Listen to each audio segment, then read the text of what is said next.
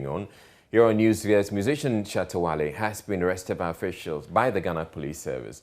The service confirmed his arrest in a Facebook post on Tuesday, October 19. According to the post, the singer turned himself in after the police declared him wanted. He has been arrested to assist in investigations for his alleged involvement in the creation and circulation of information intended to cause fear and panic, the service further added in that post. This comes after the singer, born Charles Nee Amamenson Jr., embarked on what has now been confirmed as a prank. Gojo Sukranting and Eric Venato, according to the police report, circulated false information with regards to Shatta Wale's safety and the intention to cause fear and panic. They were also apprehended. Preliminary investigations by the police revealed the widely reported gunshot attack on Shatta Wale on Monday, October 18, 2021 was a hoax. According to the Shatta movement boss, he undertook this initiative due to a prophecy by one Bishop Stephen Akwesi who predicted his death. Meanwhile, the police services advised citizens against publishing false information capable of disturbing the peace of the country.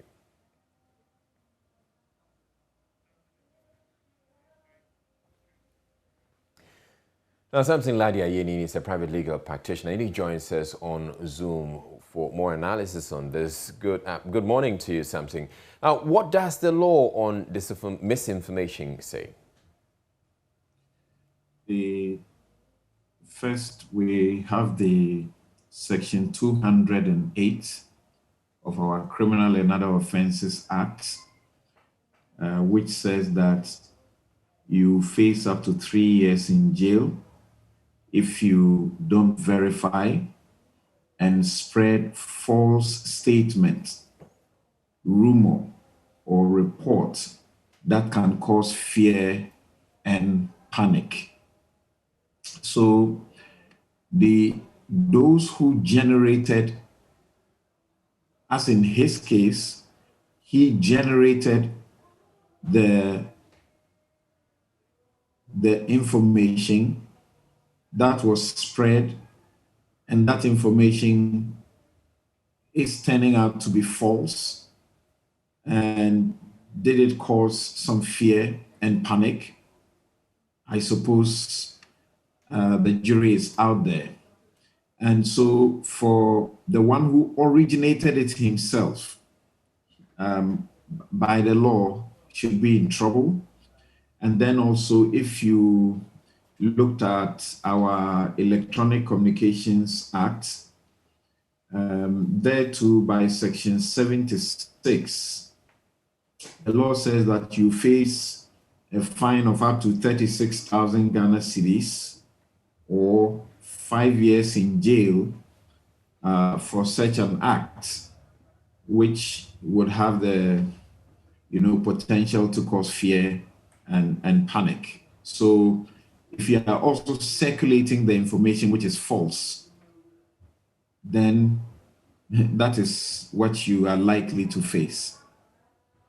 When you say those circulating the information, so then it means that apart from the originator of that information, whoever publishes it, which in this case will be any media house or any other person who was involved in publishing or circulating it. Israel, you're right. So if you are circulating it by whatever means, and you know that it is false, first, that is the premise. Knowing that the information is false, and you are circulating it, knowing that the information is a rumor, and knowing that if it's a report, you know that it is false. So once you know that it's false, that's the test. Whatever you are circulating, if it's a statement, if it's a rumor, if it's a report, and it is false. So it doesn't matter that some media house has also done a story out of it. Once it is false and you are seen to be circulating it, and even a media house circulating it could equally be guilty. So the originator and those who circulate are also in trouble for as long as it is false and it tends to cause fear and panic. The law uses fear and alarm. So That's really about it.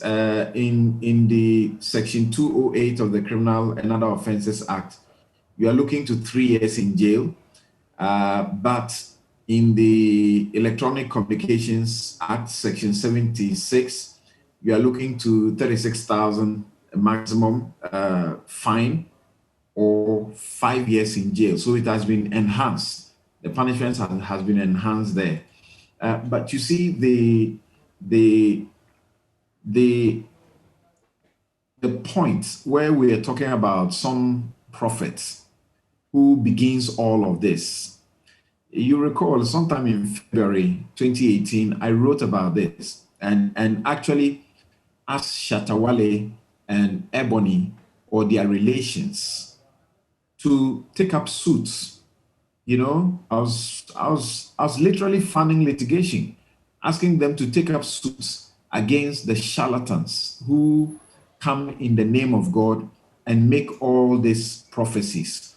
Because the law allows that if you are a relative of these people or you are one of them yourself, and by these prophetic declarations that are made public, you apprehend some fear, and out of that, you suffer some shock as a result of that kind of doomsday broadcast, they will be liable to suffer in tort. They'll be liable to pay damages. So I think it's also time for these charlatans around town to take a cue. It's very bad. We need to do everything to discourage it.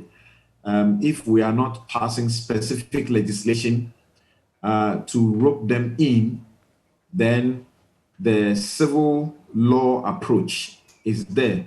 People can take up suits. These celebrities these people have made their business, politicians and celebrities, every day they are prophesying about them and they're not prophesying any good. 31st December, watch night services. It's as if, God, God waits for that day to talk to them. And they are all talking about death. I don't know what's wrong with them and what's in their psyche.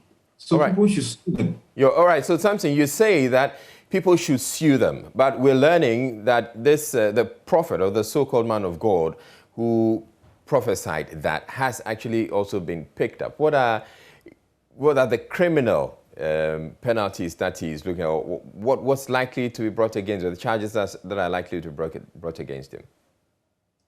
Yeah, I suppose that they may want to work around the same provisions that are going to be used or are being used, as we understand, against Shatta Wale. But the point I was actually making is that there is legal precedent to show that people have been held in prison.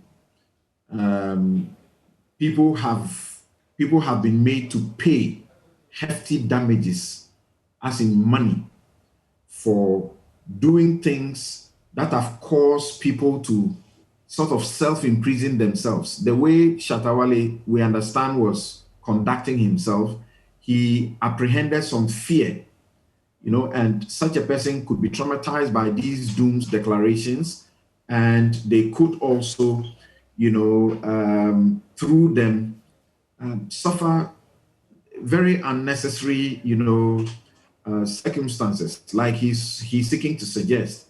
That's where I think that, people could actually get suicidal over some of these situations. So that's why I think if in a situation where these things are widespread and people are not getting arrested, this is a good example.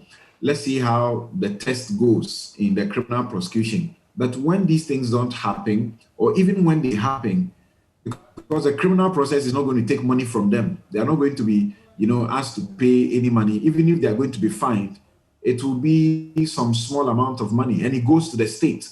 But the people who have suffered trauma and the fear and shock as a result of these dooms declarations, they are entitled to exact the heftiest, compensation from these people, and they will stop this nonsense.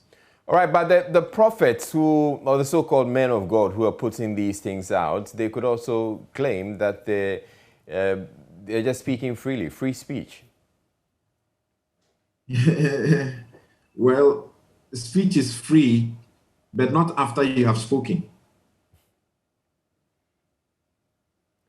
All right, would end it there. Thank you very much, Samson Ladi Ayenini, who's a legal practitioner and, of course, host of Newsfile as well.